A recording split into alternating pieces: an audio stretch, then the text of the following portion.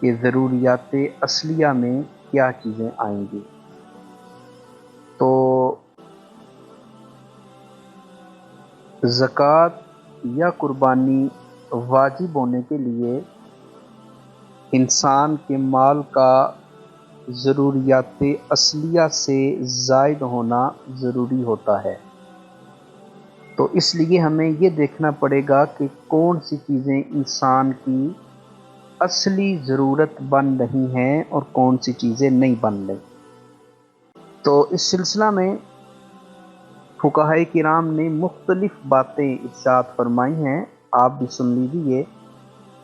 Number 1، ہر وہ چیز جس سے انسان کی جان محفوظ رہتی ہے اور اس کی آبرو عزت نفس محفوظ رہتی ہے، وہ چیز انسان کی حاجت اصلیہ میں شامل ہے۔ اور دوسری تعریف جو کہ بڑی معروف اور بڑی آسان سی تعریف ہے حاجات اصلیہ کو سمجھنے کے لیے، وہ یہ ہے کہ ہر وہ چیز جس کی انسان کو ضرورت ہوتی ہے اور وہ اس چیز کو استعمال کرتا ہے، وہ چیز زکوٰۃ میں شامل نہیں ہوگی کیونکہ وہ ضروریات اصلیہ میں سے ہیں۔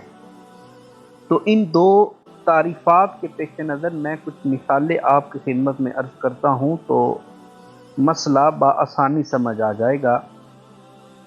ہم اپنے گھروں میں جو کپڑے پہنتے ہیں، چونکہ وہ کپڑے ہمارے استعمال میں ہوتے ہیں، لہٰذا وہ ہماری ضرورت کی چیزیں ہیں۔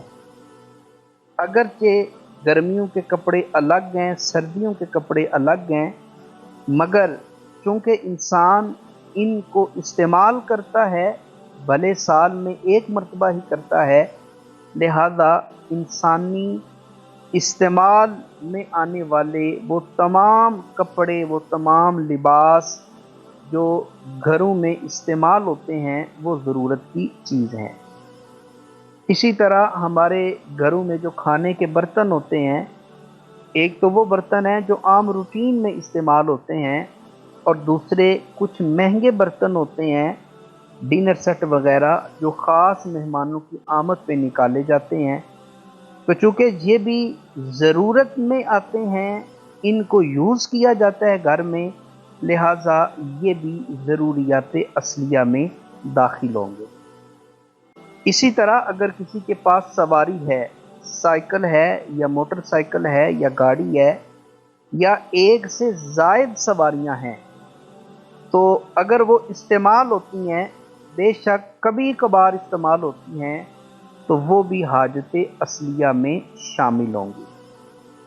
اسی طرح انسان کے پاس گھڑی ہے، موبائل ہے، بھلے وہ لاکھ کا ہی کیوں نہ ہو، چونکہ موبائل بھی زیر استعمال ہے، گھڑیاں بھی زیر استعمال ہیں، computer, laptop, LCD، fridge, AC، refrigerator, اسی طرح جناب بستر، چارپائیاں، صوفہ، کرسیاں، یہ وہ تمام چیزیں ہیں جو انسان استعمال کرتا ہے، لہٰذا یہ تمام چیزیں حاجت اصلیہ میں شامل ہوں گی۔ تو ہر انسان کی حاجت مختلف ہوتی ہے، ہر انسان کی ضرورت مختلف ہوتی ہے۔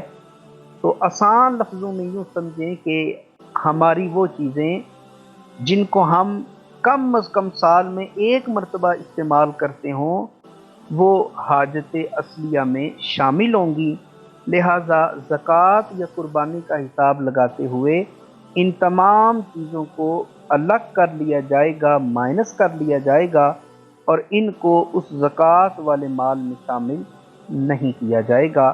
واللہ اعلم بالصواب۔